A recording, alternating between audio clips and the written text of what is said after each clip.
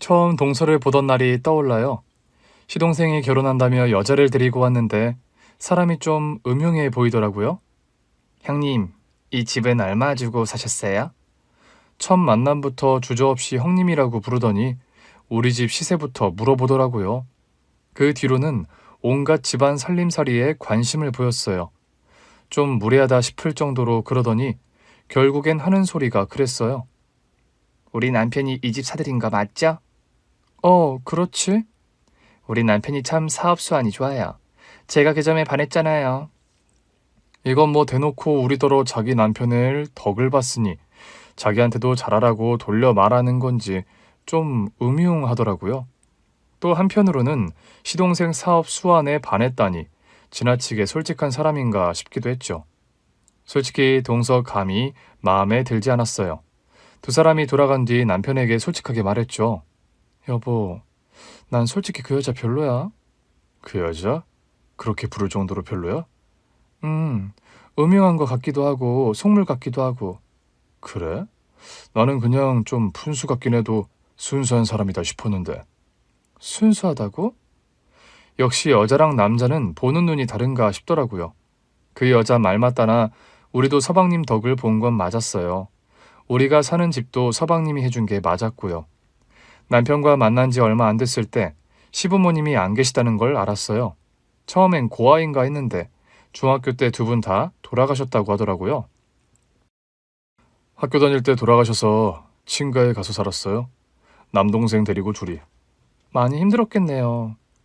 할아버지 할머니가 계셨지만 그냥 세상에 우리 둘만 남겨진 것 같았어요. 내가 형이니까 동생을 책임져야 한다는 무게감도 상당했고요. 그럼 동생분은 아직 학교 다니는 학생인데 머리가 좋아서 공부할 줄 알았는데 사업을 하겠다고 하더라고요. 남편과는 직장에서 만났어요. 둘 다 회사에 들어온 지 얼마 되지 않아서 종종 고민을 나누곤 했어요. 그러다 집안 얘기가 나온 거예요. 저는 좀 가난해도 부모님이 다 계셨거든요. 그래서 이런저런 얘기를 나누다 보니 이 사람에 대해 자꾸 알게 되고 마음이 짠하고 그랬어요. 그러다 연애까지 하게 된 거죠. 연애하면서 시동생을 만난 적이 있어요. 둘 다 집이 가까워서 퇴근 전에 근처 식당에서 밥을 먹고 있었는데 시동생이 지나가다가 아는 체를 해온 거죠. 같이 먹어요. 제가 어려도 눈치는 있어요. 저는 집에 가서 같이 먹어요. 뭐 어때요? 형한테 얘기 많이 들었어요. 사실 저도 형한테 말씀 많이 들었습니다. 우리 형이 진짜 많이 좋아해요. 임마, 너 조용히 안 해? 시동생까지 만나서 그랬는지 이상하게 우리 둘이 결혼할 것 같다는 느낌이 계속 들더라고요. 그러다가 남자친구에게서 청혼 반지를 받았어요. 아직은 엄청 좋은 건 못 해줘. 근데 살면서 두고두고 호강시켜줄게. 그건 약속할 수 있어. 남편은 책임감도 강하고 자상한 사람이었어요. 우리 아버지가 많이 가부장적이었거든요. 근데 우리 남편은 그런 모습이 전혀 없었어요. 동생과도 친구처럼 의좋게 지내는 모습이 정말 보기 좋더라고요. 행여나 결혼하고 달라지면 어쩌나 했는데 결혼하고도 똑같았어요. 시동생이 아직 미성년자라 데리고 살았는데 꼭 우리 남편 어릴 적을 보는 기분이 들더라고요. 그래서 정말 자식처럼 키웠어요. 솔직히 저도 그런 마음이 들지는 몰랐거든요. 시동생이 자식처럼 느껴진다니 제 친구들도 안 믿더라고요. 시동생은 머리가 정말 좋았어요. 공부도 잘해서 제 생각에도 대학에 갔으면 싶더라고요. 그래서 엄마 같은 마음으로 권했어요. 도련님, 그러지 말고 대학 졸업하고 사업하는 건 어때요? 굳이 대학에 갈 필요가 있을까요? 하고 싶은 사업이 확실한데 학비도 한두 푼 드는 게 아니고요. 학비 때문에 그러는 거면 걱정하지 마세요. 형이랑 제가 어떻게든 할 거니까. 형수님, 저 진심이에요. 굳이 배우고 싶은 것도 없는데 대학 가서 돈 낭비, 시간 낭비하기 싫어요. 아직은 어려서 그게 낭비라고 생각할 수도 있는데 형도 저도 대학에 못 가봤잖아요. 우리는 공부도 그렇게 잘한 게 아니라지만 도련님은 공부를 이렇게 잘하는데 대학도 안 간다고요? 나중에 사업을 하든 뭘 하든 대학에 다닌 건 큰 경험이 될 거예요. 거기서 사람도 많이 만날 수 있고요. 사업이라는 게 뭐예요? 결국 사람 만나는 거잖아요. 대학에서는 더 다양한 사람도 만날 수 있을 거다. 사는데 도움될 인연을 만날 수도 있지 않으냐 그랬더니 결국 생각해보겠다고 하더라고요. 남편한테 이 사실을 말했더니 남편도 잘했다고 했어요. 안 그래도 나도 얘기 한번 더 해보고 싶었는데 근데 당신한테 허락받고 얘기하려고 했지. 학비가 한두 푼 드는 게 아니니까. 누가 형제 아니랄까봐 똑같은 소리를 하네. 학비가 중요해? 우리가 뭐 못 먹고 못 사는 것도 아니고 보내줄 수 있으면 보내줘야지. 사업하려면 인맥도 많아야 하잖아. 대학 가서 좋은 사람들도 많이 만나면 좋겠어. 남편이 갑자기 저를 꽉 끌어안더라고요. 내가 무슨 복이 이렇게 많아서 당신 같은 아내를 만났을까? 할 수 있는 건 다 해주자고. 아직 우리가 자식이 있는 것도 아니고 지금은 도련님이 우리 자식이야. 결국 도련님도 제 말을 듣더라고요. 형수님, 저 대학 갈게요. 대신 웬만하면 장학금 받고 다닐 수 있게 열심히 할게요. 무리할 거 없어요. 돈 걱정하지 말고 대학만 가요. 지금은 형이랑 나랑 둘이 벌어서 학비 정도는 거뜬히 될 수 있어요. 형수님 감사합니다. 제가 평생 형수님이랑 우리 형 부모님으로 모실게요. 그렇게 거창할 게 뭐 있어요, 식구끼리? 시동생 대학교 입학식 때 남편이 울더라고요. 부모님이 보셨으면 정말 좋아하셨을 거라면서요. 그렇게 시동생은 대학교 4학년 즈음부터 사업을 시작하더니 결국 성공했어요. 목돈이 들어오자마자 한 일이 저희 부부에게 집을 사준 거였고요. 처음엔 저도 남편도 반대했어요. 사업하는 사람이 언제 무슨 일이 생길 줄 알고 이건 그냥 네가 갖고 있다가 필요할 때 써. 형, 그 정도는 다 마련해 놨지. 아직 안 믿기겠지만 나 진짜 돈 많이 벌었어. 그러니 이 정도는 형이랑 형수님한테 당연히 해야 돼. 덕분에 시동생이 동서를 데리고 왔을 때는 꽤 좋은 아파트에 살 수 있었어요.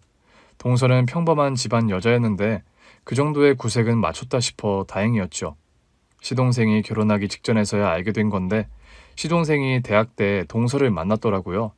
동서가 시동생한테 첫눈에 반해 1년을 쫓아다녔대요. 시동생이 군대 갔을 때도 매일 편지를 보내서 결국 시동생 마음을 차지했더라고요. 남편이 시동생이랑 술 한잔 하면서 들은 얘기라기에 제가 남편한테 그랬어요. 얘기를 듣고 제가 남편한테 그랬다니까요. 그건 너무 집착 아니야? 날 안 받아주는 남자한테 3년을 매달린 거잖아. 그만큼 사랑한 거 아닐까? 사랑은 무슨? 우리 도련님 또 괜히 마음 약해서 받아준 거 아니야. 워낙 어릴 때부터 여자한테 관심이 없던 녀석이라. 처음엔 사랑인지 몰랐을 수도 있어. 처음부터 사이 아니면 아닌 거지. 당신은 결혼 허락하고도 재수씨가 그렇게 싫어? 재수씨는 무슨? 재수씨가 될지는 식장에 들어가 봐야 알지. 물론 두 사람은 결국 식장에 들어갔습니다. 그 여자는 제 동서가 됐고요. 분명 내 아들 아니고 시동생인데 자꾸 시어머니 같은 마음으로 동서를 보게 되더라고요. 집에서 살림하겠다는 여자가 영 음식 솜씨도 없고 저래서야 우리 시동생 뒷바라지나 할까 싶었죠. 문제는 동서와 결혼 후 시동생의 사업에 문제가 생겼다는 거예요. 두 사람이 다 상황이 안 좋다고만 하지 정확히 말들을 안 하더라고요. 거기다 엎친 데 덮친 격으로 시동생이 희귀병까지 걸린 겁니다. 잘 되던 사업이 결혼하고 안 되는 것도 희한한데 건강한 사람이 희귀병까지 걸리니 별의별 생각이 다 들었어요.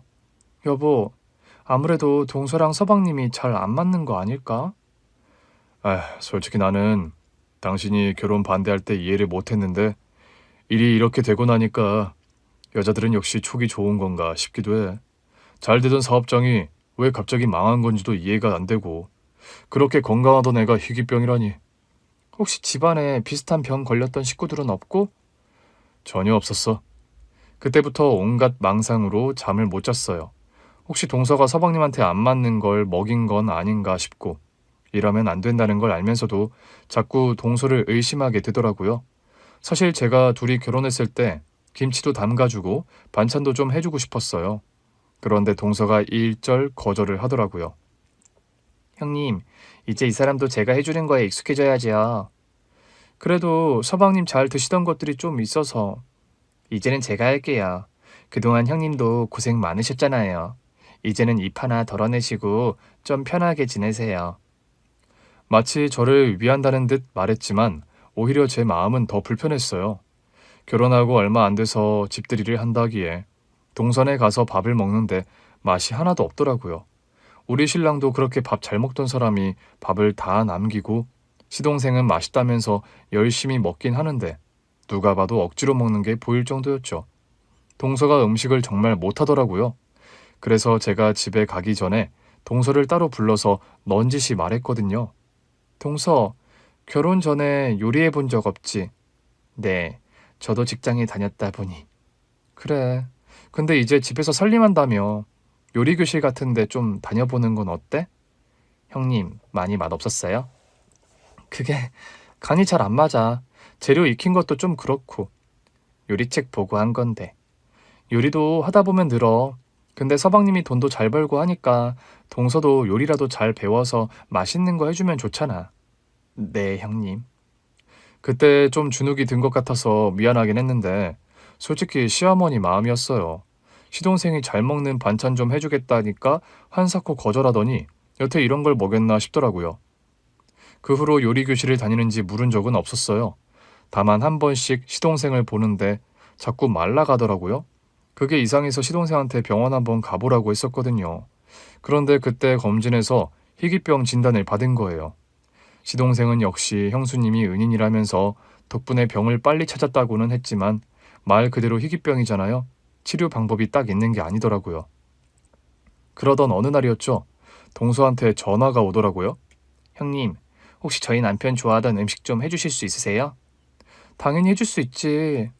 죄송해요, 형님. 수고를 덜어드리고 싶었는데 요즘은 남편 간병하느라 요리할 시간도 없어서요. 그래, 동서가 고생이 많지? 내가 얼른 해서 가져다 줄게. 네, 형님. 근데 목소리에 힘이 하나도 없더라고요. 동서, 혹시 무슨 걱정 있어? 네? 남편이 아프니까요. 혹시 돈 부족해? 네? 어째 느낌이 이상해서 한번 떠봤는데 바로 반응이 오더라고요. 맞구나. 돈 부족한 거. 얼마나 부족한 거야? 형님, 저희가 어떻게 돈까지 빌려요? 식구끼리 왜 안 돼? 그런데 갑자기 동서가 울기 시작하는 겁니다. 사실 친정에도 부탁을 해봤는데 친정도 여윳돈이 없다고 거절하더라고요. 아니, 사위가 아픈데 어떻게 저럴 수 있나 싶고 너무 속이 상하는 거예요. 친정 부모님도 오죽하면 그러시겠어. 그래도요. 형님은 제 목소리만 들어도 아시는데 어떻게 낳아준 부모님이 형님보다 못할 수가 있어요? 나야 서방님 사업장 사정을 잘 아니까. 회사 넘어가고 빚도 많을 거 아니야. 형님, 사실 너무 힘들어요.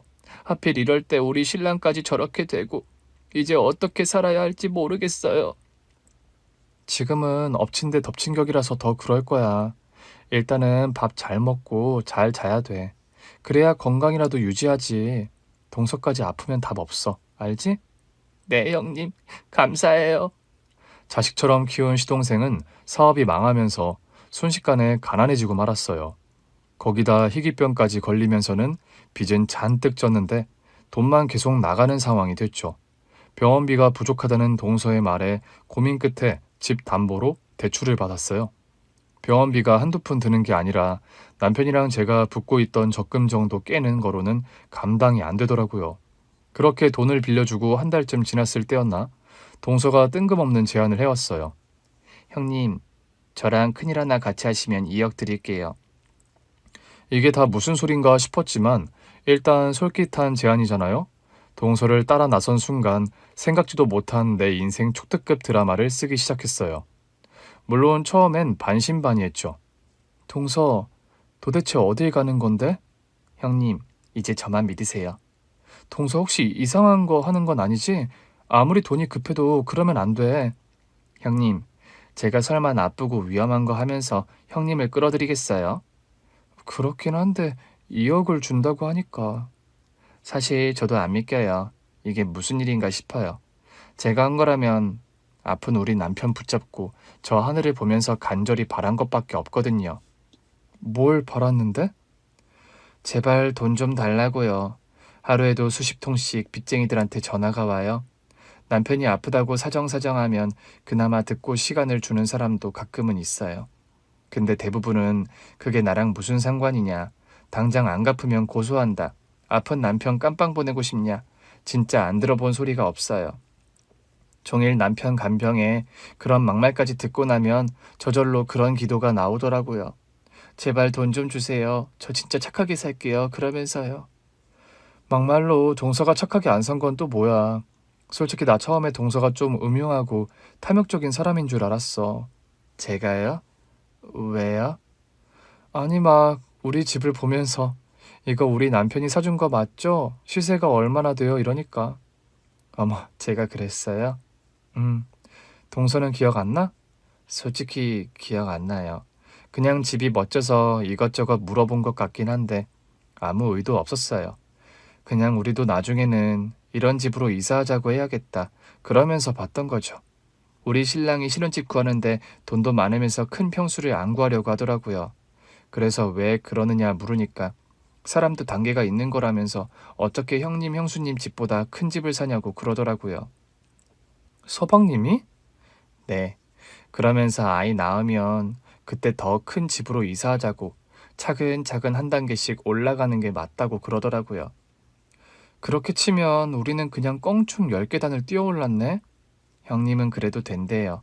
자기를 자식처럼 키워주신 것도 모자라 대학 안 가려는 걸 설득해서 보내주셨다고요. 거기서 둘이 만났다며. 네. 제가 이 사람한테 반해서 얼마나 쫓아다녔는지 몰라요. 제 눈에는 이 사람도 저를 좋아했거든요. 근데 자꾸 아닌 척 하더라고요. 처음에는 오기로 쫓아다녔는데 그러다 보니 알게 됐어요. 왜 오래 봐야 보이는 게 있잖아요. 이 사람이 감정 표현에 서툴더라고요. 시간을 더 주면 나한테 오지 않을까 싶어서 기다렸는데 결국 오더라고요. 그 얘기를 하는 동서의 뺨이 발그레 하더라고요. 동서는 아직도 서방님이 그렇게 좋아? 좋죠. 저렇게 아파 누워있는 게 차라리 나였으면 좋겠다 싶을 만큼요. 그러니까 내가 이런 동서를 오해했었어. 형님은 사실상 저한테 시어머니잖아요. 아들 장가 보내는 건데 당연히 매의 눈으로 보셨겠죠. 근데 이제 보니 착하디 착한 사람이야.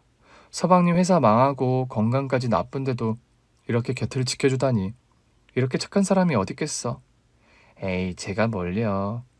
근데 내가 섭섭하게 한 건 없었어? 동서한테 요리학원 다니라고 한 거라든지.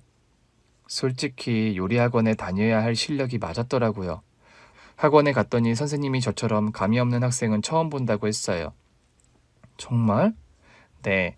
간 자체를 아예 못 보는 사람이라고 하더라고요. 선생님이 오죽 답답했으면 저랑 심화 상담까지 하셨어요. 어쩌다 이렇게 말도 안 되는 미각을 갖게 된 건지 궁금하신 것 같더라고요. 에이, 뭐 영향받은 게 있겠어? 있더라고요.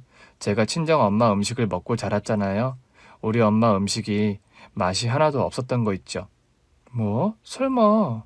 정말이라니까요. 제가 형님 음식을 먹고 나서야 우리 엄마 음식 솜씨가 얼마나 엉망이었는지를 알게 됐잖아요. 솔직히 대학 다니고 회사 다니면서 바깥 음식도 먹어봤을 거 아니에요. 제 입에는 너무 자극적이다 싶어서 역시 우리 엄마 요리가 최고네 그랬는데 우리 엄마가 건강식이라는 이유로 간을 하나도 안 하는 사람이었더라고요. 그렇게 요리하기 쉽지 않은데? 네. 그래서 그렇게 아무 맛이 안 났었나 봐요. 우리 아버지도 회사 다니실 때는 늘 저녁까지 드시고 들어오셨는데 그 이유를 이제 알았어요. 동서의 말에 한참을 박장대소했어요. 그래도 이 와중에 웃음이 나오네. 웃어도 돼요, 형님. 이제 우리한테는 좋은 일만 있을 거니까. 다 왔어요. 동서가 차를 세우는데 의아했어요. 동서, 우리 여기 왜 온 거야? 왜 왔겠어요? 돈 받으러 왔지. 정말? 동서 혹시... 쉿, 형님. 여기서부터는 아무 말도 하지 말고 들어가자고요. 동서는 제 손을 잡고 건물 안으로 들어갔고 우리는 로또 1등 당첨금을 수령받았어요. 보고 있는데도 믿기지 않더라고요. 동서, 이게 진짜야? 나 꿈꾸고 있는 거 아니지? 형님, 절대 아니에요. 이게 다 현실이에요. 저 로또 1등 당첨됐어요. 아유 참, 그럼 그렇다고 말을 하지. 형님 심장 터질까봐 제가 꾹 참고 온 거예요.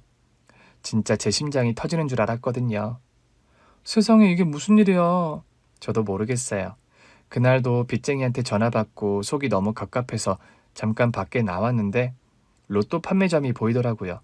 그냥 속는 셈 치고 사보자 싶어서 샀는데 2주 지나서 알았어요. 제가 1등 당첨자라는 거. 동서, 정말 축하해. 형님도 축하드려요. 잠깐, 그럼 설마 이 돈에서 2억을 나한테 준다는 거야? 2억만 드릴 리가요. 형님이 저희 때문에 담보 대출 받으신 것도 바로 갚아드릴 거예요. 우리 빚이랑 2억 주고 동선에 빚 갚고 나면 남는 것도 얼마 없겠다. 2억은 됐어. 그냥 우리 담보 대출 받은 것만 갚아주면 돼. 절대 안 되죠. 저는 형님한테 무조건 2억 드릴 거예요. 그러니까 받아주세요. 내가 무슨 도움이 됐다고. 도움이 왜 안 돼요? 형님 아니었으면 우리 신랑 병원에서 쫓겨날 뻔했어요. 형님이 집 담보 대출까지 받아주신 덕에 저도 버틴 거예요. 그래도 제가 우리 신랑 어머니한테 드리는 선물이에요. 우리 신랑 잘 키워주셔서 감사하고 지금까지도 부모의 사랑으로 저까지 돌봐주셔서 감사해요. 저희가 더 돌봐드리고 잘해야 하는데 자꾸만 짐을 얹어드려서 죄송해요. 그런 소리 마. 부모님이 해주시는 거에 비하면 아무것도 아닐 텐데. 제가 말씀드렸잖아요. 우리 친정 부모님도 이렇게는 못 해주셨다고요. 저한테는 이제 형님이 시어머니 맞아요. 저희 다시 재기해서 평생 효도할 테니까 건강하게 오래오래 사셔야 해요.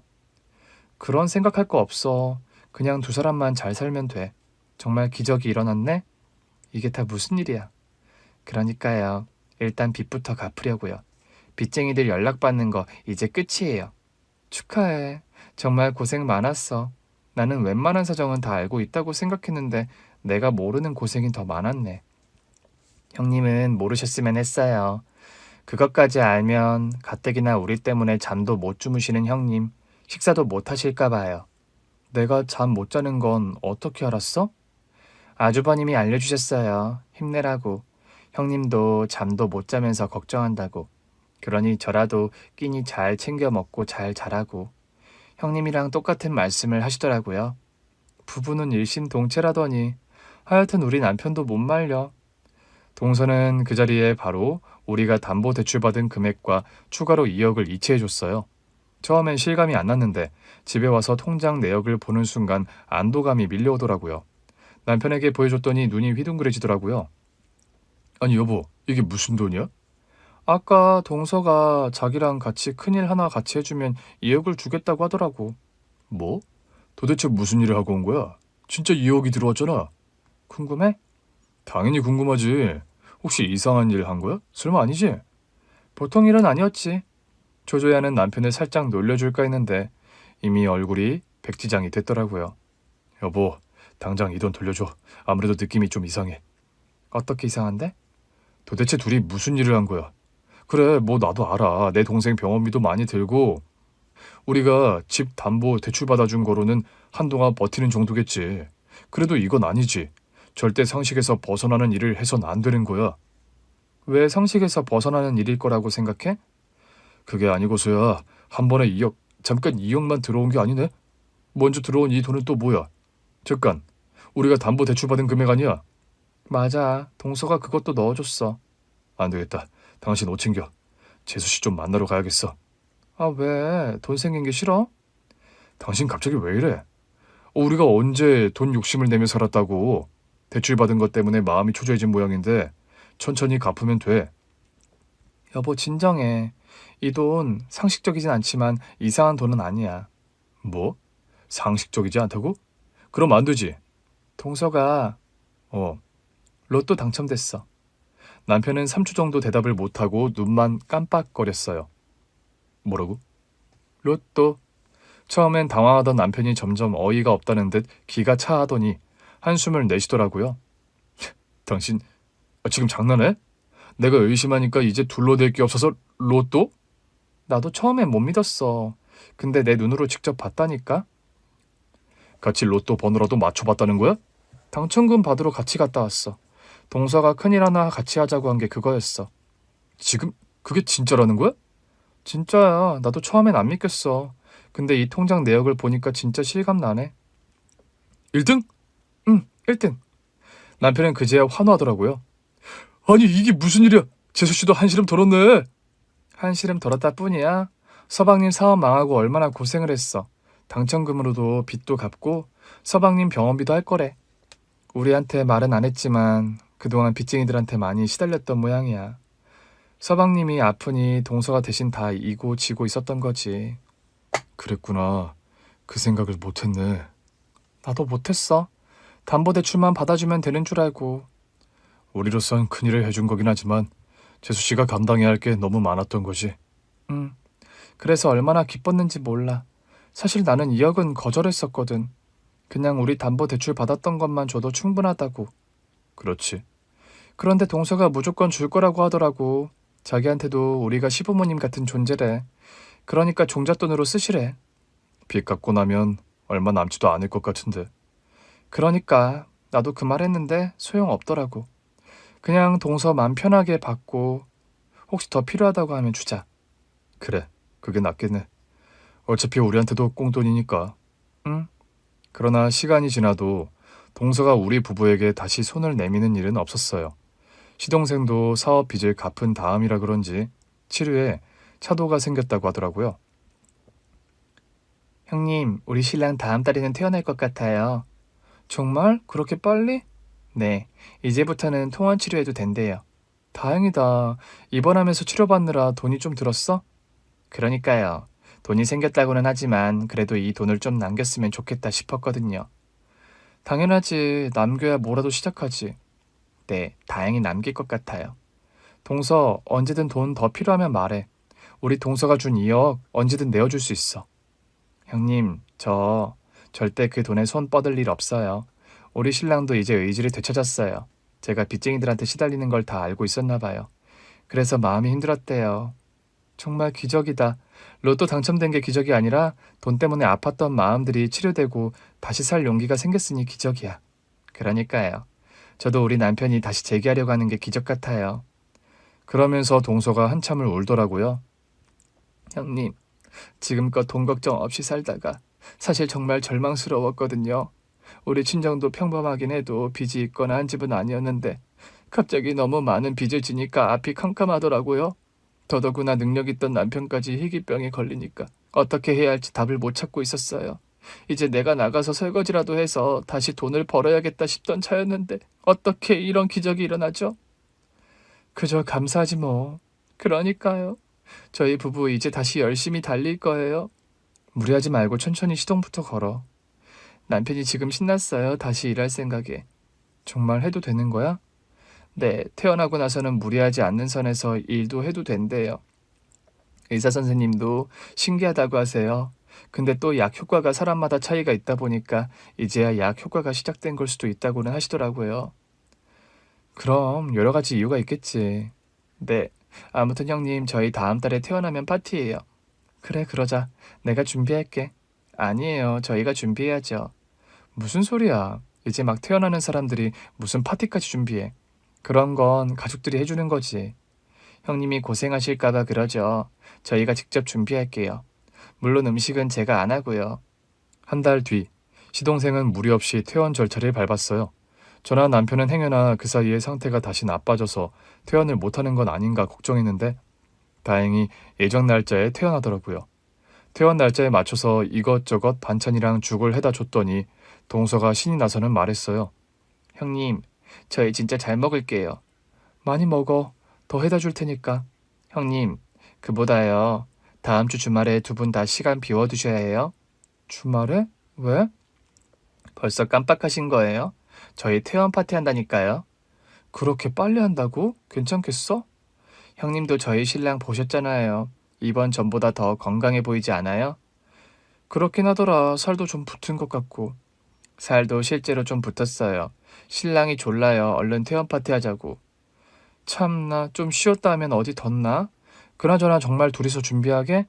그냥 우리 해준다니까. 어머니 말하면 저희 둘이 준비하는 건 아니죠. 다음 주 주말 동선의 집에 갔더니 출장 뷔페가 와 있더라고요. 아니, 우리 넷이 먹는데 출장 뷔페를 불렀어? 형님, 솔직히 저희는 돈이 생겼어도 쓸 때라곤 병원비밖에 없었잖아요. 이제라도 돈 좀 쓰게 해주세요. 그럼 이 장식은? 이건 둘이 했고? 그건 파티업체 불러서 했어요. 뭐? 또 돈을 썼어? 형님, 저 진짜 남편 병원비 빼고 돈 쓰는 거 진짜 오랜만이에요. 그래 여보. 재수 씨한테 너무 그러지 마. 오랜만에 기분 낸 거잖아. 음식도 아주 다 맛있어 보이네요. 아주버니, 그동안 저희 집에 오시면 제 요리 드시느라 고생 많으셨죠? 오늘은 진짜 맛있는데 부탁했어요. 아유, 아니에요. 늘 맛있었죠. 진짜 맛있는 거 많이 준비했어요. 저는 결국 못 이기는 척 요리를 담기 시작했어요. 먹어보니 확실히 맛있긴 하더라고요. 형님, 랍스터 좀 드세요. 알았어, 먹을게. 동서나 많이 먹어. 이제 보니 동서가 살이 많이 빠졌네. 형님, 사실 저 요즘 헬스장 다니면서 운동해요. 뭐? 원래는 운동 싫어했잖아. 남편 병간호를 해보니까 알겠더라고요. 제 체력이 얼마나 바닥인지. 아직은 시작 단계라 여기저기 안 쑤신 데가 없는데 그래도 몸이 훨씬 개운해졌어요. 아주 대견하네. 신랑 아픈 거 보고 깨달은 게 많았구나. 네, 자고로 건강한 게 최고더라고요. 형님도 같이 다니실래요? 저 다니는 데서 둘이 같이 다니면 할인해 준다고 하더라고요. 그래? 그건 좀 솔깃하네.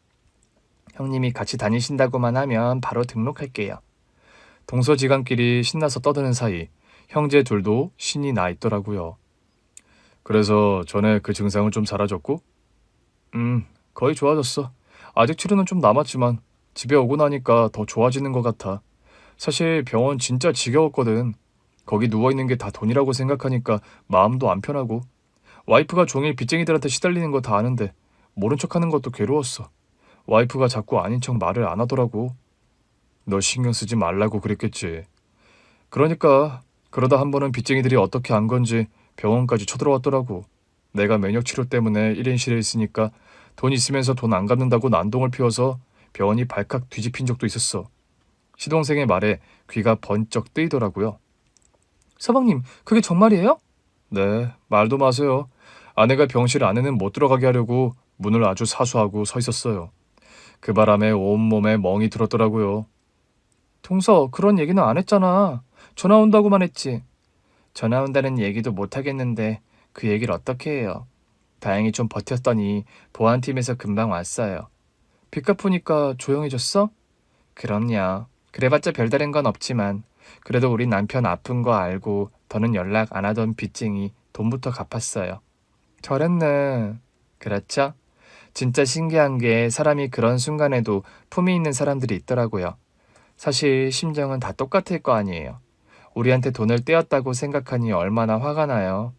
그런데도 우리 남편이 희귀병으로 아픈 거 알고 연락을 안 하더라고요. 빚 갚으려고 만났더니 포기했었다고 하시더라고요. 돈 받는 걸?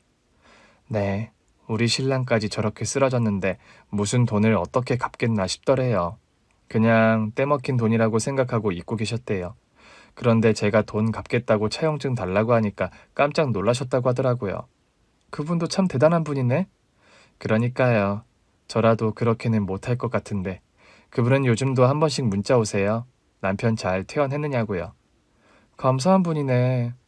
사실 오늘 두 분을 집에 초대한 이유가 있어요. 동서가 빚쟁이 얘기를 하다가 갑자기 화제를 바꾸더라고요. 뭔데? 사실 그분이 저희한테 투자 제안을 하셨어요. 설마 그 빚쟁이? 네.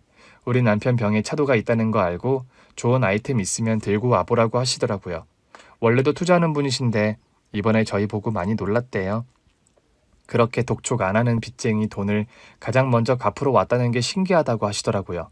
보통은 더 독촉하고 못 살게 구는 사람 돈을 먼저 갚는 법이라면서요. 그분이 동서랑 서방님을 좋게 보셨구나? 네. 그래서 사실 우리 신랑이 병상에서도 사업 구상을 계속하고 있었더라고요. 사업으로 망했지만 결국 사업으로 다시 일어서는 수밖에 없다고 생각했대요. 자기는 희귀병이 발병된 이상 몸을 쓰는 일은 못할 것 같고, 그럼 아내인 제가 남편 대신 열심히 뛰어야 한다는 거잖아요. 근데 그것도 싫었대요. 어떻게든 자기 능력으로 다시 재기하고 싶었다고 하더라고요. 당연하지. 왜 전에 기억나? 내가 병원 갔을 때 내가 동서한테 집에 가서 좀 쉬다 오라고 한 날. 아, 기억하죠. 쉬고 오라고 하셨는데 가서 씻고 옷만 갈아입고 바로 왔잖아요. 하여튼 못 말려. 아무튼 그날 말이야. 서방님이 울면서 그러더라고. 동서 호강시켜줘야 하는데 몸이 이래서 너무 속상하다고. 몸만 건강하면 빚이야 돈 벌어서 갚으면 되는 건데 지금은 그것도 장담을 못하니까 너무 힘들다는 거야. 시간 지나면 괜찮아질 거라고 아무리 위로해도 위로가 안 되는 눈치더라고요. 형수님 그걸 기억하세요? 기억하죠. 우리 서방님 언제나 자신감 넘치고 능력 있는 사람이었는데 사업 망했지, 빚쟁이들 때문에 와이프는 고생하고 있지. 그 속이 속이었겠어요? 우리 와이프가 진짜 고생 많았죠. 그래서 전 이번 사업 아이템은 안정적으로 성공시킬 자신 있어요. 그런 아이템으로 개발했고요. 투자자한테는 갔다 온 거예요? 그럼요. 투자하겠다고 하시더라고요. 어머, 정말요? 형님, 정말이에요. 아니, 이거야말로 정말 경사네. 회사 부도난 지 얼마나 됐다고 벌써 재기에 성공한다고? 형, 솔직히 성공한 건 아니지. 이제 시작이지. 어쨌든 투자자가 투자 가치가 있다고 판단한 거잖아. 그래서 투자 제안을 정식으로 받긴 했는데. 그런데 시동생이 갑자기 말끝을 흐리는 겁니다. 서방님 왜 그러세요? 그게요. 지난번에 당첨금 받고 남은 게 있잖아요. 그 정도로 시작해볼까 싶기도 해요. 아니 왜? 그 돈 아끼고 투자받아서 하는 게 더 좋은 거 아니야? 그렇게 생각할 수도 있겠지? 근데 이번에는 의미를 담아서 우리 가족의 성공으로 만들고 싶어. 그게 무슨 소리야? 형, 형수님, 두 분이 가진 2억이요. 전액은 아니어도 일부라도 투자하실 계획 있으세요? 그러면서 동서가 미리 준비했다는 듯 사업 계획서를 주더라고요. 형이랑 형수님이 얼마라도 투자해주면 우리가 사업 성공시켜서 몇 배로 불려줄게. 우리더러 투자하라고? 응. 이왕이면 이번 사업은 시작부터 남 좋은 일 말고 우리 가족 좋은 일로 시작하고 싶어서. 우리야 뭐 2억은 언제든 너희가 필요하면 줄 생각이었어. 그러니까 투자 개념도 아닌 건데. 무조건 투자야. 내가 몇 배로 불려서 형이랑 형수님한테 몇 배로 돌려줄 거야. 그러니까 가능한 금액만큼만 투자해. 나중에 상장까지 하면 그때는 두 분 다 우리 회사 주주가 되는 거예요. 정말 우리가 가진 정도만 투자해도 괜찮아요? 그럼요. 충분해요. 저는 남편을 받고 남편도 저를 보고 있었어요. 여보, 굳이 안 할 이유도 없잖아. 우리가 서방님 능력 모르는 것도 아니고. 남편이 장난스럽게 받아치더라고요. 근데 여보, 투자라는 건 그 돈을 다 날릴 수도 있다는 걸 각오하고 해야 하는 거 알지? 어머, 서방님, 동서, 정말 그런 거예요? 아, 형, 우리 진짜 자신 있어. 형수님, 절대 그런 일은 없겠지만 혹시 걱정되시면 정말 소액만 하셔도 돼요. 남편은 저에게 판단하라는 듯 그저 웃고 있더라고요. 그래서 제가 결심했어요. 그래요. 제 인생에 투자 한번 해보죠. 우리 서방님이랑 동서가 배로 불려주겠다는데 투자 못할 건 또 뭐예요? 그 돈 없이 못 사는 것도 아니고. 와, 우리 마누라 아주 대범해졌네. 두부 한 모를 사도 가장 저렴한 거 사는 사람이. 그거랑 이게 같아? 그건 소비지만 이건 투자잖아. 우리 부부는 시동생에게 투자자로서 사업 설명도 들었어요. 투자가가 된 기분이 나쁘지 않더라고요. 우리 서방님이 똑똑한 줄은 알았지만 이 정도일 줄은 몰랐네. 어쩜 이렇게 기발한 아이디어를 생각해내셨어요? 사실은 아주 오래전에 구상했던 사업인데요. 당시에는 공감을 못 받아서 진행하지 못했거든요. 그런데 병실에 가만히 있는 시간이 길었다 보니 옛날 생각이 많이 났어요. 그러다 그 아이디어가 번뜩 떠오른 거죠. 맞다, 그 아이디어. 지금 쓰면 딱일 것 같은데 싶었어요.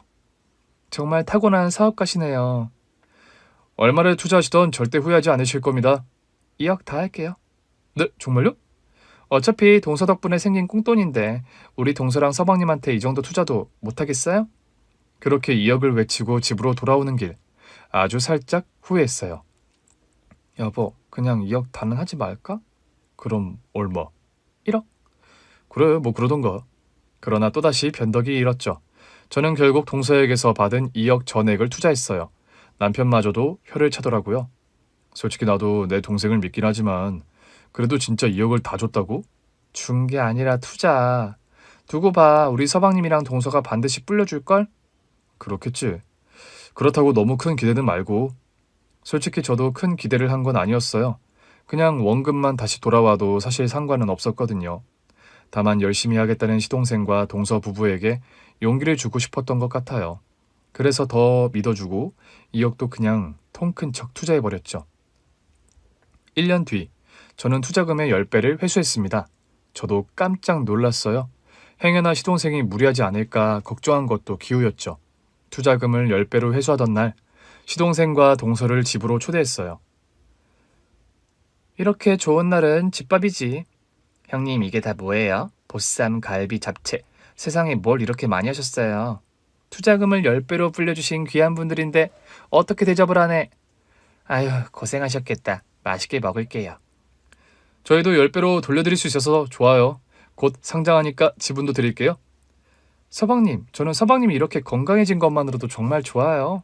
투자금 불려드린 것도 좋긴 하시죠? 말해 뭐해요. 그건 덤이죠. 함께 저녁을 먹으며 이런저런 이야기를 많이 나눴어요. 1년 전에 회사 시작하는 거 볼 때만 해도 솔직히 이렇게 빨리 투자금을 회수할 줄은 몰랐어요. 늘 잘 될 거라고 응원해 주셨잖아요. 저희는 형수님 응원 덕분에 더 열심히 했는데요. 그랬다니 다행이네요. 하여튼 서방님도 참 타고난 일꾼인가 봐요. 일을 다시 하니까 오히려 더 건강해진 것 같아요. 정말 그래요. 병원에만 있을 때는 뭘 해도 재미없고 기운도 안 나더니 다시 세상에 딱 던져지니까 물 만난 물고기가 된 것 같더라고요. 동서도 고생 많았지. 서방님 옆에 딱 붙어서 모든 걸 다 도왔잖아. 형님, 저도 일이 더 체질에 맞는 것 같아요. 요리학원을 아무리 다녀도 음식 솜씨가 안 늘더니 일은 하는 대로 늘더라고요. 그래, 동서는 이제 서방님 옆에 딱 붙어서 사업 파트너로 살 운명이야. 덕분에 서방님도 건강해지고 동서도 재밌고 나는 보기만 좋다. 형님이 많이 도와주셨잖아요. 반찬도 늘 해주시고. 그게 뭐 어려워? 이제 용돈 좀 받아주세요. 우리가 뭐 은퇴한 것도 아닌데 무슨 용돈? 저희한테는 부모님이시잖아요. 그러니까 반찬도 그냥 해주는 거지. 어디 반찬집 와서 돈 주고 반찬 사 먹는 거야? 살림이 보통 힘든 게 아니잖아요. 그러니까 용돈이라도 드리고 싶은 거죠. 됐다니까. 한 번만 더 물어보면 나 진짜 화낸다. 이미 화내고 계시잖아요. 알겠어요. 지금 해주시는 거 다 차곡차곡 쌓아놨다가 꼭 드릴 거예요. 누가 들으면 동서가 지금은 아무것도 안 하는 줄 알겠다. 지금도 툭하면 비싼 과일에 한우에 명품에 그만 보내라고 해도 계속 보내잖아. 안 그래도요. 얼마 전에 거래처 사람들이랑 한우 먹은 식당이 있는데 너무 맛있더라고요. 맞아요. 곧 형 생일이니까 다 같이 외식해요. 그런 건 무조건 좋죠. 화기애애한 분위기 속에서 갑자기 동서가 만감이 교차하는 얼굴로 한숨을 내쉬더라고요. 동서 왜 그래? 형님, 오늘이 어떤 날인 줄 아세요? 오늘? 아, 그날? 네. 여자들끼리 그러고 있으니 남자들이 어리둥절한 얼굴로 우리를 보더라고요. 무슨 날인데? 무슨 날? 하여튼 우리 집 남자들은 섬세함이 없어. 그렇지, 동서? 그러니까요. 1년 전 오늘이 어떤 날인지를 기억 못한다고? 우리한테 얼마나 중요한 날이었는데. 동서의 타박에 시동생이 그제야 손뼉을 치더라고요. 로또? 그래, 나 1등 당첨된 날이잖아.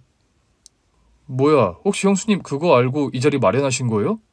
당연하죠. 우리 동서가 감회가 새롭겠다 싶어서요. 역시 우리 형님밖에 없어요. 와서 밥 먹자고 하실 때부터 마음이 뭉클했어요. 형님은 기억하고 계시구나 싶어서요. 이 사람은요, 종일 아무 말도 없더라고요. 역시 기억을 못한 거죠. 미안해, 오늘 일이 좀 많았잖아. 그래도 우리가 다시 한번 시작할 수 있게 된 날인데 아무리 바빠도 잊으면 안 되지. 감사해야지. 알았어. 내가 앞으로는 표시해놓고 우리 가족 기념일로 만들게. 또 반다. 그냥 우리끼리 이렇게 축하하면 돼. 감사한 날이잖아. 맞다. 이번에 상장하면 재단도 설립한다며. 네. 우리처럼 돈 때문에 고생하는 사람들 좀 도우며 살려고요. 우리가 기적적인 도움을 받아보니 그게 정말 살아가는 데 큰 힘이 되더라고요. 정말 좋은 생각이다. 아주버니 형님, 그래서 말인데요. 두 분이 저희 재단 운영해 보시는 건 어때요? 우리 둘이? 네, 두 분 다 회사 생활도 오래 하셨고 아주버니 곧 은퇴시잖아요. 같이 해주시면 좋을 것 같아요. 아이고, 우리가 그걸 잘할 수 있을까요? 저희랑 같이 하는 거니까 부담 안 느껴주셔도 돼요. 그럼, 근데 솔직히 형이랑 형수님이 우리보다 더 잘하실 것 같아. 그렇긴 하지. 동서랑 시동생의 제안으로 우리도 은퇴하고 할 일이 생겼어요. 행여나 놀면서 동서네 부부한테 신세만 지게 될까봐 걱정이었는데 잘 됐다 싶더라고요. 작은 일이라도 도우면 되는 거니까요. 우리는 1년 전의 기적 덕분에 지금도 최선을 다해 하루하루를 살아가고 있어요. 이제는 그 기적을 나누며 살 수 있을 것 같아서 마음이 풍요로운 요즘입니다. 오늘 준비한 사연은 여기까지입니다. 재미있게 들으셨다면 구독과 좋아요, 알림 설정까지 눌러주세요. 그럼 저는 다음 사연으로 찾아올게요. 모두 건강하시고 행복하세요.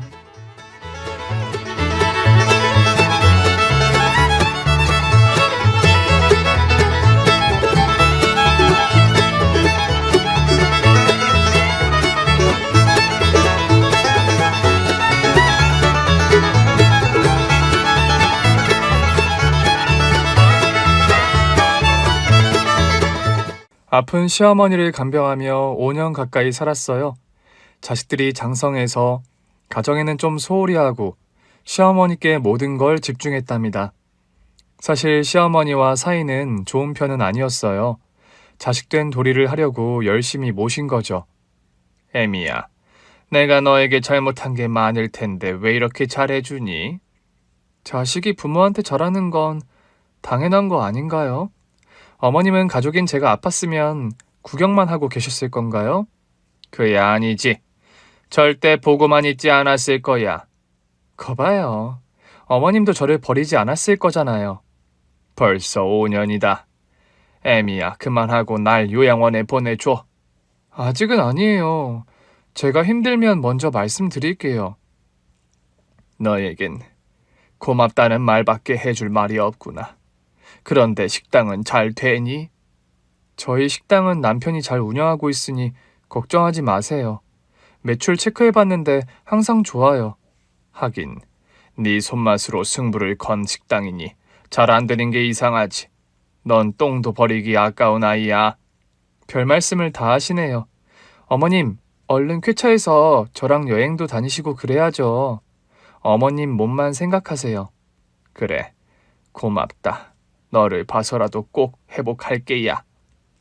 시어머니는 허리 수술 후 후유증이 심해서 알아 눕게 되었는데 운동량이 없으니 고지혈증과 여러 잔병이 생겨서 하루에 한 주먹의 약을 드셨답니다.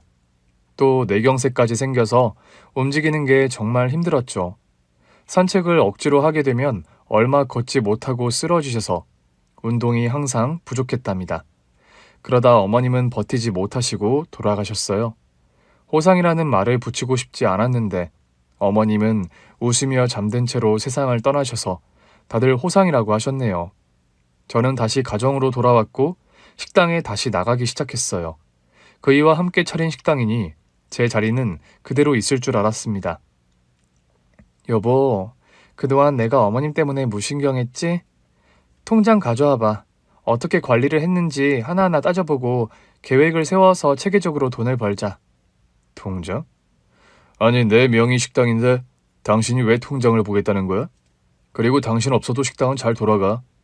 그러니까 집에서 살림이나 하면서 지내. 명의는 당신 것이지만 내가 하나하나 레시피 만들었고 손님들을 끌어 모았어. 충분한 자격이 있는 사람한테 그런 식으로 말하면 안 되지. 아, 몰라. 난 당신한테 통장 안 보여줄 거고 식당에 자리도 안 줄 거야. 당신 왜 이러는 건데? 혹시 바람이라도 났어?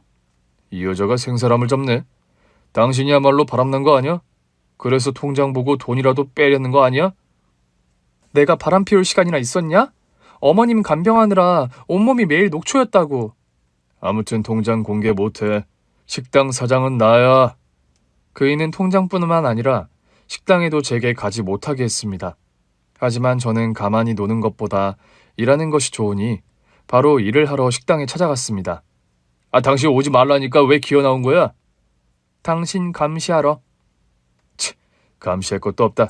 겨우 이 늙은이 감시하러 기어 나오냐? 그래, 그렇게 일하고 싶으면 해. 식당에서 며칠 일해봤는데 남편은 손도 안 대고 코 풀듯이 직원들을 부려먹기만 했고 식당이 잘 돌아가는 게 보이면 바로 외출했어요. 저는 그이의 행동에 이건 아니다 싶어서 식당 명의를 공동으로 하든 저에게 넘기라고 했습니다. 나한테 식당 명의 옮겨줘. 지금보다 2배는 더 크게 불릴 수 있으니까 통장 넘겨. 이 여자가 또 난리네.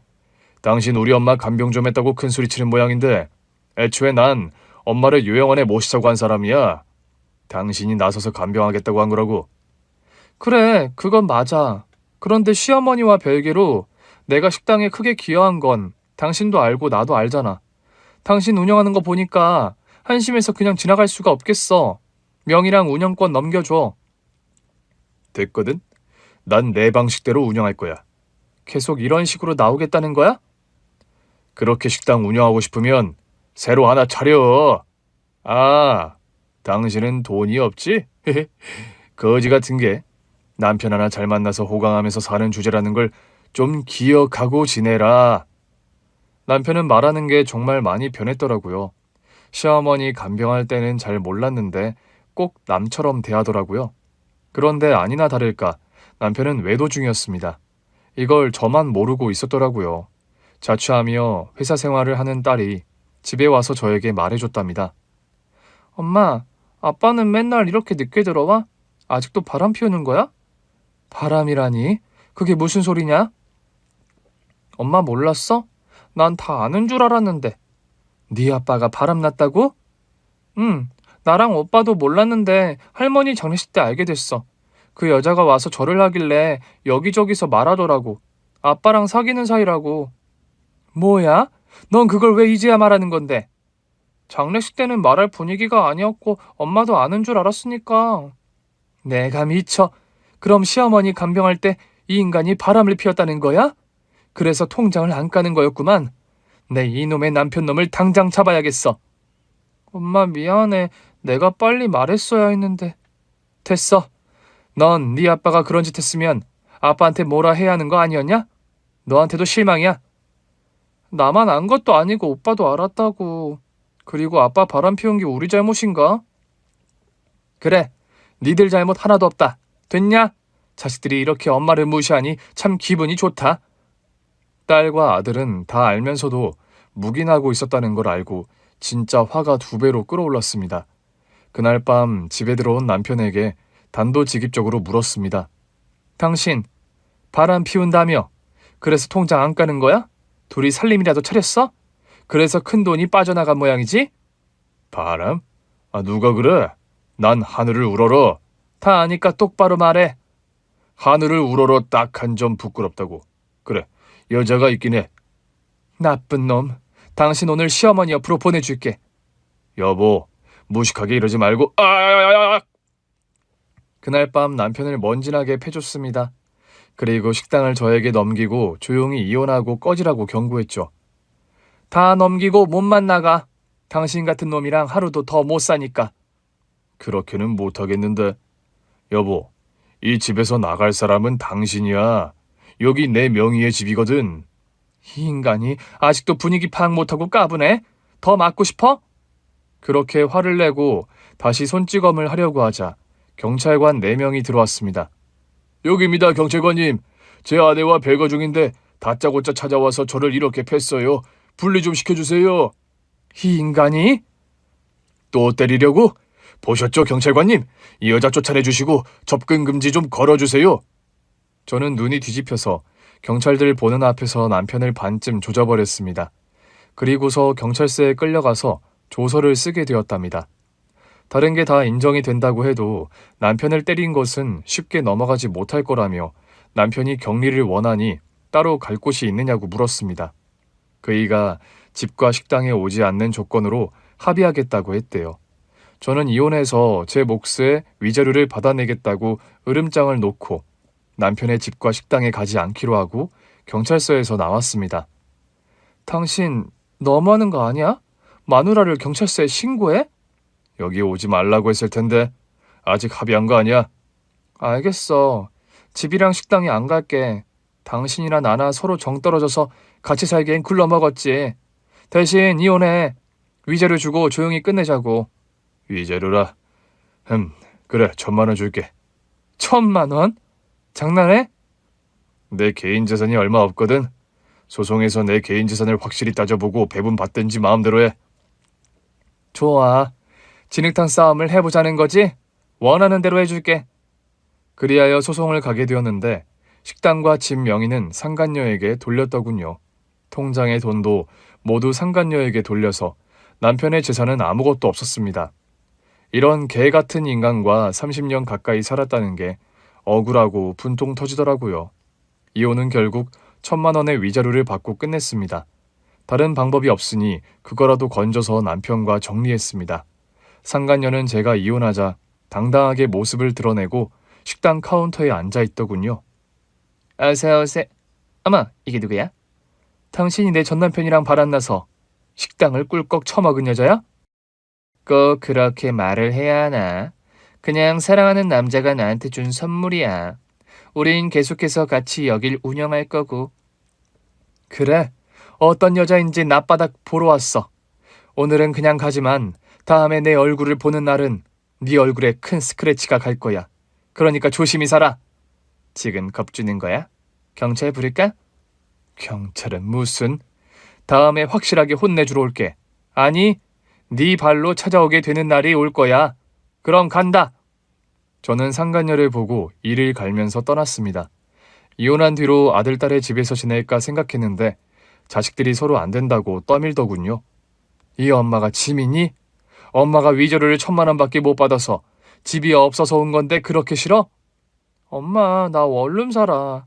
나만의 공간인데 엄마가 오면 불편하지. 그리고 누가 위자료 적게 받으래? 그럴 거면 그냥 참고 살지. 엄마, 나도 요즘 연애하느라 자주 여자친구가 온단 말이야. 그냥 편하게 혼자 살아. 위조료 받은 거로 보증금 하면 되잖아. 엄마가 당한 일을 우리랑 공유하려고 하지 마. 인생은 각자 도생 아니겠어? 자식들한테 내가 못한 게 많은가 보네. 그래, 니들끼리 잘 먹고 잘 살아라. 엄마는 알아서 지낼게. 됐냐? 아들, 딸까지 저를 거부하니 하는 수 없이 혼자 살 원룸을 구했습니다. 그리고 직장을 구해야 했는데 시어머니를 간병하면서 취득한 요양보호사가 생각났어요. 그래서 요양원에 들어가 교대직을 하며 일했습니다. 그런데 일하는 거에 비해 돈이 너무 적어서 아쉬웠어요. 하루에 똥기저귀를 수십 개 갈아주는데 생각 이상으로 돈을 벌지 못했답니다.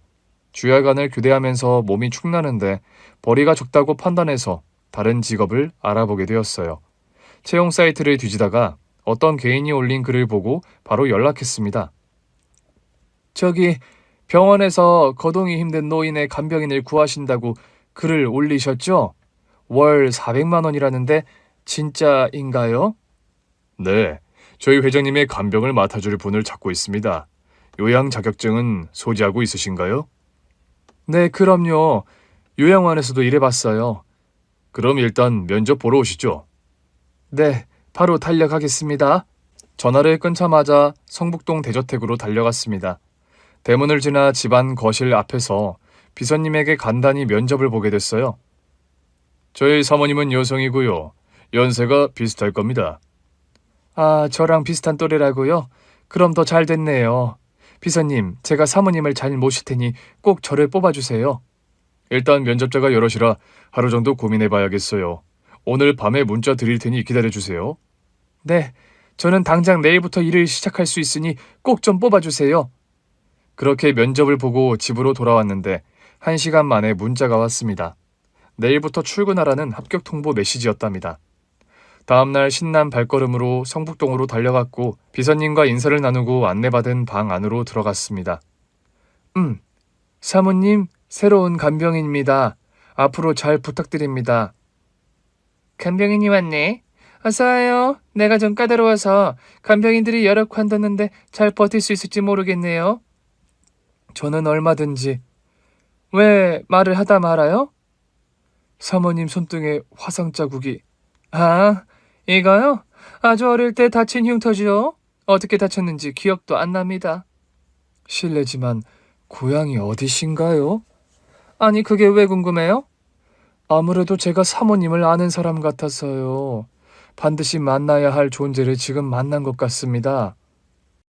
미소 짓는 사모님에게 딱딱한 말투로 말했습니다. 그러자 사모님은 저를 빤히 보더니 입을 동그랗게 벌리더군요. 저희는 서로가 누구인지 알아볼 수 있었습니다. 잠시 과거 이야기를 좀 할게요. 그러고 나서 사모님과 어떤 일이 벌어졌는지 이어서 써보도록 하겠습니다. 저는 매우 가난한 집안에서 자랐어요. 부모님과 저, 남동생, 여동생까지 5식구였습니다. 아버지는 남의 배를 타고 일하는 사람이었습니다. 새벽부터 뱃일을 나가서 물고기를 잡고 나면 횟집에서 서빙과 회 뜨는 일을 하셨어요. 이 일은 엄마도 같이 하셨답니다.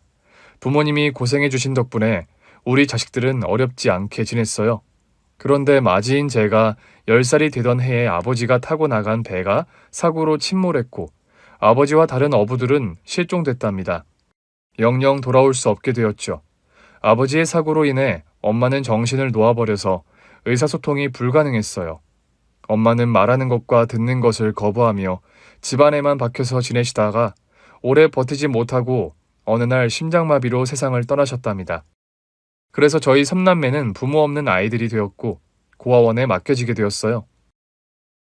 그곳이 저희의 새 집이었고 성인이 될 때까지 자랄 곳이었습니다. 그래서 동생들에게 최대한 얌전하게 지내라고 일러줬는데 어느 날 대형 사고를 치게 되었습니다. 둘째인 남동생과 막내 여동생이 고아원 소각장에서 불장난하다가 고아원 건물까지 불이 옮겨 붙는 사고가 났어요.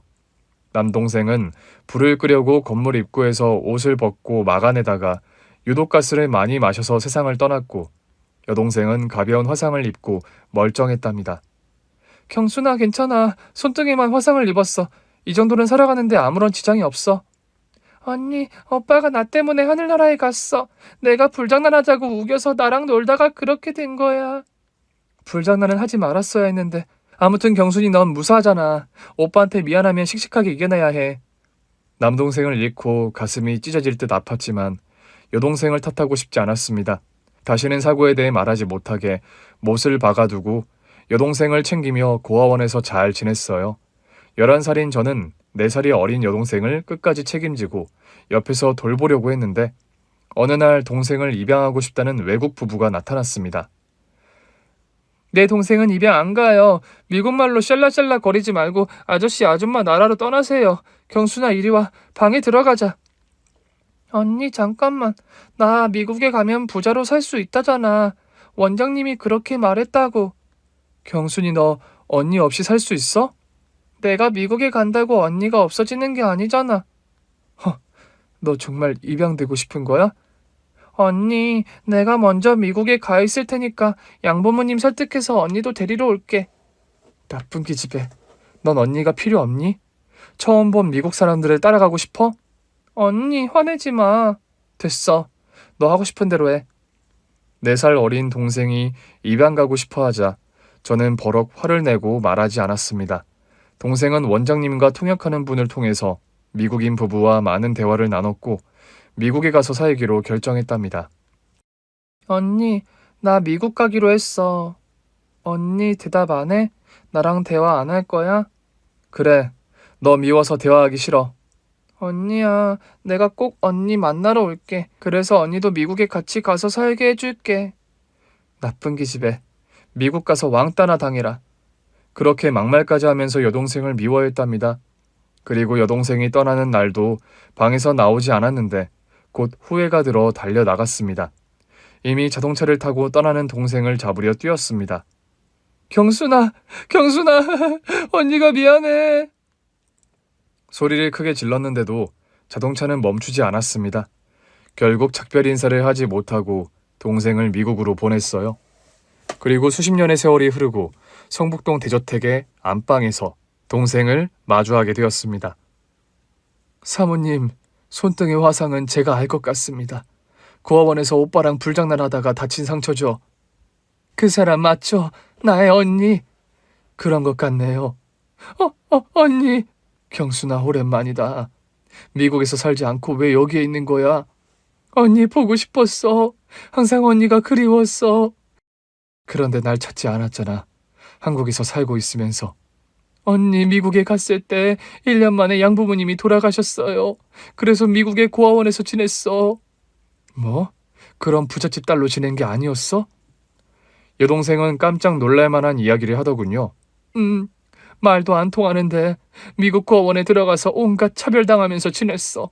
언니의 말대로 왕따를 당하면서 살았지. 그건 너무 서운해서 언니가 막말한 거야. 진심이 아니었다고. 그래, 나도 알아. 아무튼 고아원에서 지냈고 미국에서 먹고 살려고 안 해본 일이 없었어. 살기 바쁘다는 핑계로 언니를 찾지 못한 거야. 훗날 돈을 벌었고 성공도 했는데 그땐 언니를 찾기엔 너무 늦었다고 생각했어. 그래서 성공해서 한국에 들어와 살고 있는 거야? 결혼은? 결혼했지. 애들도 장성했고 곧 손주도 보게 될 거야. 잘 살았네, 내 동생. 언니는 어때? 자식 둘 있어. 아들하고 딸. 그리고 남편이랑은 이혼했어. 그래? 이혼은 왜? 그건 나중에 말하고 우리 이야기나 더 하자. 경순아, 언니가 마지막에 못난 모습으로 널 떠나보내고 얼마나 많은 후회를 했는지 몰라. 아니야, 내가 철이 없어서 미국의 부잣집에 이사 간다고 들떠서 언니를 버렸잖아. 내가 못된 아이였어. 아니, 내가 못된 언니였어. 저희는 서로에게 사과를 주고받았고 곧 따스한 포옹을 했습니다. 이렇게 다시 동생을 만나다니 하늘이 우릴 만나게 해줬나 보다. 언젠가는 언니를 품에 안을 거라 상상했어. 언니, 나 지금은 부자야. 집만 봐도 알겠지? 내 남편 아주 잘 나가는 기업인이야. 그래, 좋겠다. 난 건달 같은 놈이랑 결혼해서 배신당했는데. 저도 모르게 동생에게 전 남편 이야기를 떠들고 말았습니다. 언니도 참 고생 많았네. 시어머니 간병을 5년이나 했는데 남편이 바람을 피워서 살림까지 차렸다고? 그리고 자식들은 같이 살기 싫다고 쫓아냈다고? 정말 못된 애들이네. 내가 참교육 좀 해줘야겠어. 참교육은 무슨. 이제 다 과거가 됐고 나 먹고 살기 바쁜데 뭐하러 신경을 써. 경순아, 나 네 간병인으로 왔으니까 일 시켜. 뭐든지 다 할게. 그냥 내 옆에만 있어주면 돼. 비서한테 간병인 다시 뽑으라고 일러뒀어. 그리고 언니가 쓸 방은 바로 옆방이야. 뭐? 나더러 여기서 살라고? 언니 원룸 산다며. 거기 불편한 거 아니야. 오늘부터 여기서 동생 덕 보면서 살아. 경순아, 거절하지 않을게. 나이가 들어서 그런지 양심 같은 게 없거든. 자매끼리 무슨 양심이야, 언니. 우리 할 말이 태산처럼 쌓여 있으니 매일매일 이야기하자. 오늘은 그만 쉬어. 그래, 고마워. 제가 들어간 성북동 대저택은 어릴 적 헤어진 동생의 집이었고 제가 지낼 집이 되었답니다. 정말 기막힌 운명이 아닌가 싶습니다. 동생은 암 수술을 하고 회복 중이었는데 다행히 완치된 상태라 집에서 휴식 중이었더라고요. 언니, 이제 준비됐어? 무슨 준비? 내가 언니의 복수의 다리가 되어준다고 했잖아. 바람난 남편이랑 상간녀를 한 방 먹여줘야지. 가서 패주기라도 하자고? 경순아, 그냥 내가 잘 사는 게 최고의 복수야. 그냥 그것들 찾아갈 생각하지 마. 누가 패주자고 했나? 잘 사는 게 복수라고 했지? 그럼 그렇게 하면 되잖아. 나만 믿고 따라와. 동생은 저에게 식당을 선물해 주겠다고 했습니다. 그것도 100평이 넘는 아주 큰 식당을 말입니다. 종업원을 여러 채용하라고 했고 어떤 메뉴를 팔지 고민하라고 하더니 식당을 계약하고 바로 공사를 도입하더라고요. 그래서 전 남편 식당에서 했던 닭곰탕을 하기로 했어요. 맛을 조금 바꿔서 팔기로 했고 설렁탕과 해장국 등 누구나 좋아하는 국밥을 메뉴로 팔기로 했답니다. 오픈하고 일주일 동안은 식당 주방을 벗어나지 않았습니다. 홀서빙은 직원들이 알아서 잘해주니 주방에서 한 발짝도 벗어나지 않았답니다. 식당 앞은 문전성시를 이뤄 손님들이 끊이지 않았어요. 적당한 가격에 맛도 좋으니 장사가 안 될 수가 없었습니다. 그러자 바로 옆 가게에서 항의가 들어왔어요. 장사를 마치고 여동생과 돈을 세면서 좋아하고 있는데 따지러 들어온 옆집 닭곰탕 사장 부부가 들어왔답니다. 아니, 누가 성도덕 없게 같은 메뉴를 바로 옆집에서 파는 겁니까? 여기 사장이 누구요? 나야. 당신네 가게 손님들이 다 우리한테 오더라. 덕분에 손님 빼앗아 가기 수월했어. 당신이었어? 이 넓은 식당의 주인이? 설마. 아닐 거야. 당신 아니지? 내가 식당 주인이야. 저기 사업자 등록 액자 안 보여? 내 이름 김경자가 박혀있잖아. 이런 말도 안 돼. 왜? 배가 꼬여? 당신이 버린 여자가 성공하니까 배가 아파 죽을 맛이야? 무슨 돈이 나서 이런 큰 가게를 차린 거야? 내 여동생을 찾았거든. 뭐? 그 고아원에서 입양 갔다는 동생? 그래. 내 동생이 엄청난 부자여서 이런 식당은 껌이래. 그래서 신세지고 장사하고 있어. 아, 소개해줄게. 내 동생 경순이야. 안녕하세요, 형부. 아니, 호칭이 잘못됐구나. 형부가 아니라 뭐라 불러야 하지? 바람난 개자식? 조강지쳐 버린 쓰레기? 시어머니 간병하던 아내를 배신한 양아치? 뭐가 됐든 당신은 이제 아웃이야. 몇 달 안으로 식당 망하게 해줄게. 허, 기가 막히는구만. 처음 본 처제가 형부한테 말하는 꼬락서니하고는 자매가 아주 반박이네. 니들 후회할 거야. 오픈빨로 손님 좀 몰린 것 같은데 다시 우리 집 닭곰탕 먹으러 돌아올 거라고. 그거 역시 내가 만든 거잖아. 여기서 파는 닭곰탕은 네 식당 것보다 훨씬 더 맛있어. 못 믿겠으면 한 그릇 주문해 보시든가. 아, 당신이란 상간녀한테는 안 팔아. 그냥 나가. 당신 많이 컸네. 여자가 하늘 품으면 온 6월에 눈이 내린다는데 나는 눈이 아니라 당신 가게에 벼락이 치게 할 거야. 내가 잘 먹고 잘 사는 거로 복수도 하고 패가 망신하는 당신 꼴까지 보게 되면 양거일득 아니겠어? 아주 기를 쓰고 덤비겠다는 거네. 그래, 한번 해봐. 아무리 그래도 우리 식당은 절대 안 망해. 의리 있는 단골들이 있어서 장사는 유지될 거거든. 그 단골들도 머지않아 내 식당으로 건너올 거야. 아무튼 당신이 땅 치고 후회하고 내 앞에 무릎 꿇고 비는 날이 올 거야. 웃기는 소리 하네. 절대 그런 일 없거든. 경고하는데 당신이 망할 거야. 이 넓은 식당이 문 닫는 날이 머지않았다고. 지금 내 마누라가 새로운 메뉴를 개발해서 초대박을 칠 거거든. 그래, 잘해봐. 과연 어떤 결과가 생길지 두고 보자고. 남편과 상간녀는 경고의 말을 하고 돌아갔습니다. 한편 제가 재기하고 나자 아들과 딸이 식당에 찾아왔습니다. 와, 우리 엄마 제대로 성공했네. 그러게 말이야. 엄마, 우리한테 이모 소개 안 해줄 거야? 니들이 웬일이냐? 엄마가 어디서 뭘 하든 관심도 없는 것들이 왜 찾아왔어? 에이, 우리 엄마 아직도 삐쳐있네. 엄마, 같이 안 살아서 화난 거야? 그것뿐만 아니라 니들은 엄마가 우스운 존재로 여기잖아. 니들 아빠가 바람 펴도 가만히 있던 것들 아니냐. 엄마, 어른들 일에 굳이 나서고 싶지 않았어. 그리고 연세도 있으니 알아서 정리하고 각자 잘 살기를 바랬다고. 눈물 나게 고맙네. 그런데 여긴 웬일이냐? 제가 여동생을 만나 크게 식당도 차렸고 성북동 대저택에서 지내니 대접이 달라졌더라고요. 아들은 뜬금없이 사업 계획서를 저와 여동생 앞에 건네줬습니다. 엄마, 이거 좀 봐봐. 내가 사업을 좀 하고 싶어서 계획서를 써왔어. 그리고 이모, 저희 엄마 도와주셔서 고맙습니다. 앞으로 잘 부탁드릴게요. 그래, 걱정하지 마. 내 언니니까 내가 알아서 잘 모시고 살 거야. 그런데 불효자들, 니들은 고작 돈 달라고 찾아온 거야? 넌 사업 계획서 주면서 사업 자금 받으려고 왔고 네 여동생은 뭐하러 왔니? 이모, 저는 네일샵을 차리고 싶어요. 자격증도 있고 실력도 있어서 분명히 성공할 거예요. 그래, 스스로 성공해라. 에이, 지원해 주셔야죠. 이모만 믿고 왔는데. 섭섭하게 말씀하지 마세요. 난 너희 같은 조카 둔 적 없다. 우리 언니한테 푸대접한 니들을 조카로 둔 적 없다고. 이모, 그러지 말고 저희 좀 받아주세요. 받아달라고? 니들도 내 집에서 살고 싶다 이거니? 그럼 진짜 좋죠. 그럼 테스트 좀 해보자. 니들이 여기 식당에서 소처럼 열심히 일해봐. 1년 정도 두고 보고 잘하면 니들한테 지원해 줄게. 언니, 그 정도는 괜찮지?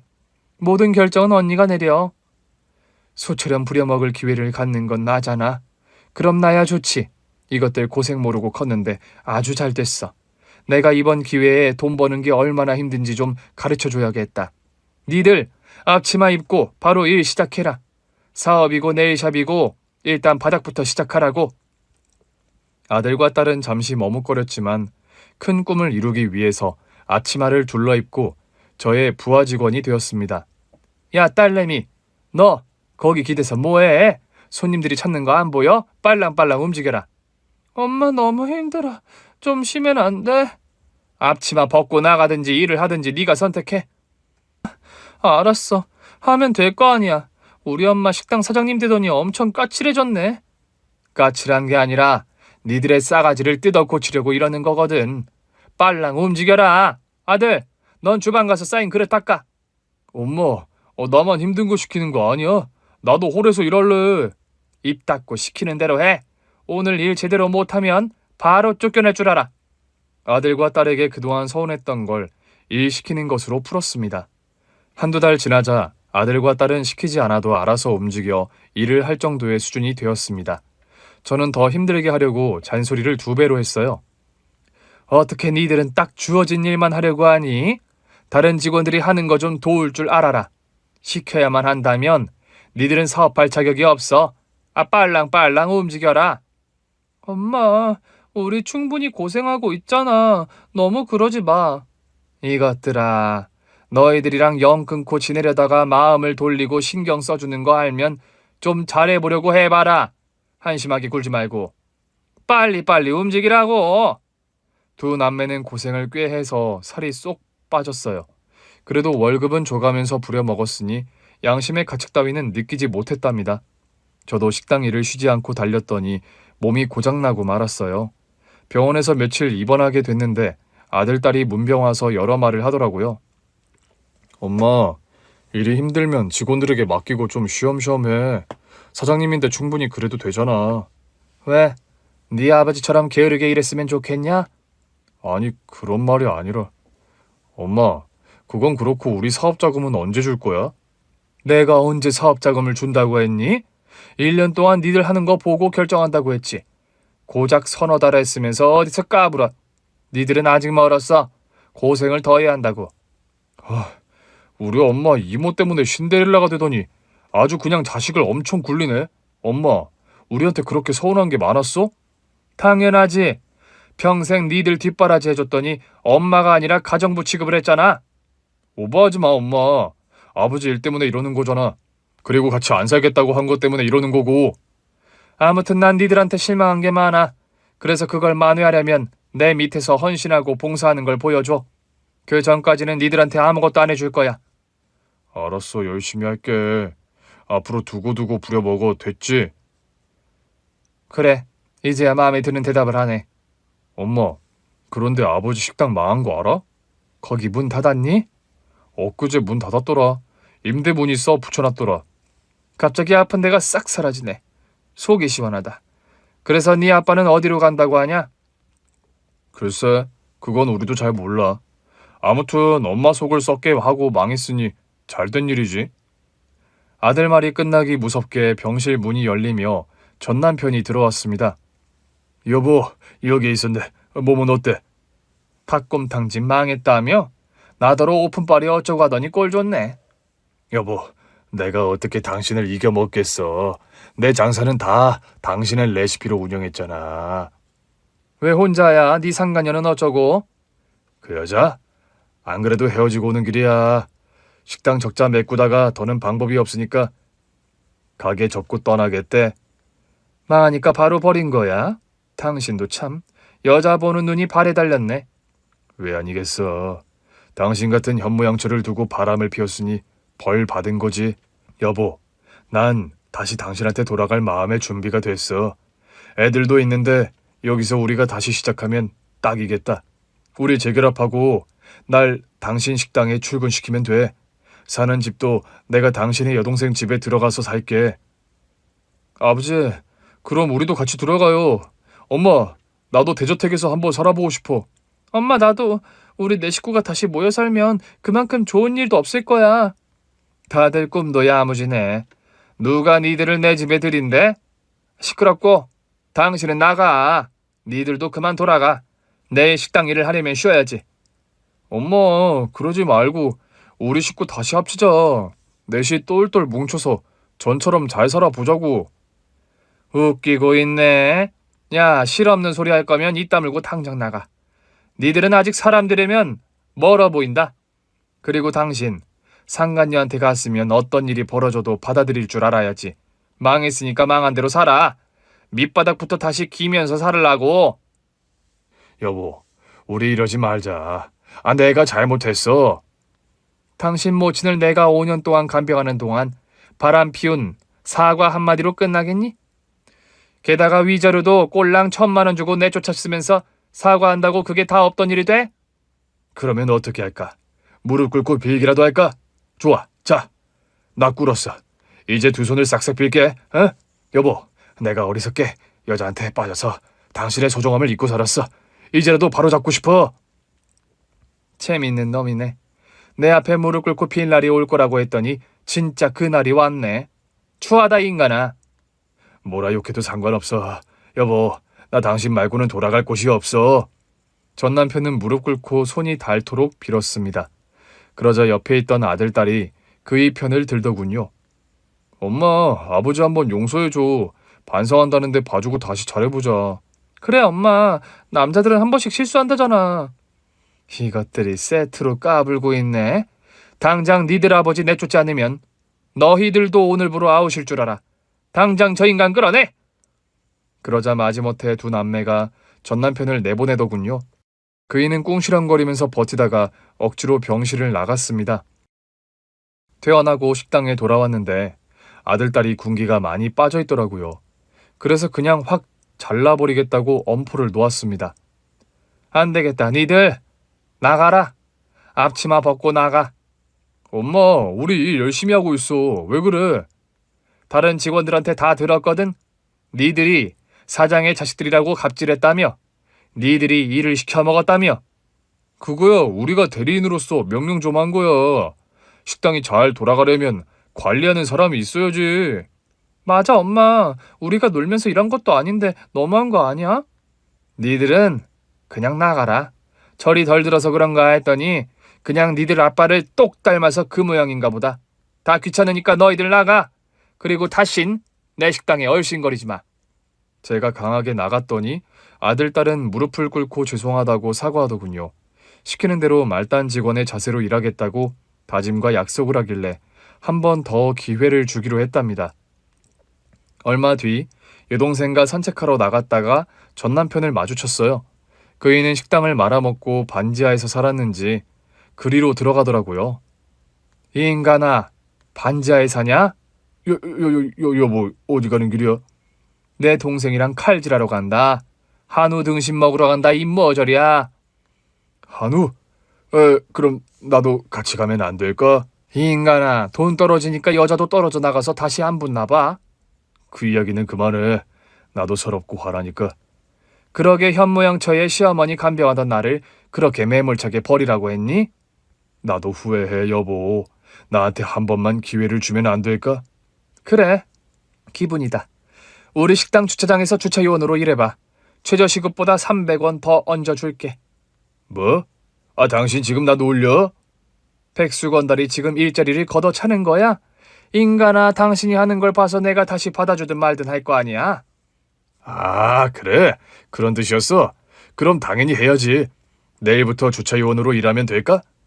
그래, 와서 열심히 일해봐. 내 마음이 변하도록 최선을 다하는 모습을 보여보라고. 저는 그이에게 기회를 준다고 했지만 그냥 실컷 굴려먹다가 버릴 마음으로 불러들였답니다. 당신 돌았어? 손님 차를 긁으면 어떡하라는 거야? 미안해. 이런 비싼 차를 몰아본 적이 없어서 실수를 했어. 미안하면 당신이 변상해. 변상? 이 차가 얼마인 줄 알고 그런 말을 해? 그래? 그럼 내가 물어줄 테니까 당신은 오늘부로 관둬. 아니야, 내가 물어줄게. 에휴, 다시 재결합하려고 별짓을 다 하네. 여보, 내가 변상할 테니까 한 번만 봐줘. 손님한테 말해 놓을게. 변상하려면 대출 받아야 할 거야. 담보 없고 비정규직이니 아마 사채를 써야 할걸. 저는 조롱하면서 전 남편을 엿먹였습니다. 그이는 외제차 수리비로 4천만 원을 변상했어요. 제 식당에서 1년을 일해도 그만큼을 벌지 못하는데 말입니다. 물론 제가 일부러 그이에게 책임을 전가해서 가능한 일이었죠. 세월은 흘러 전 남편과 아들, 딸들이 일한 지 1년이 지났습니다.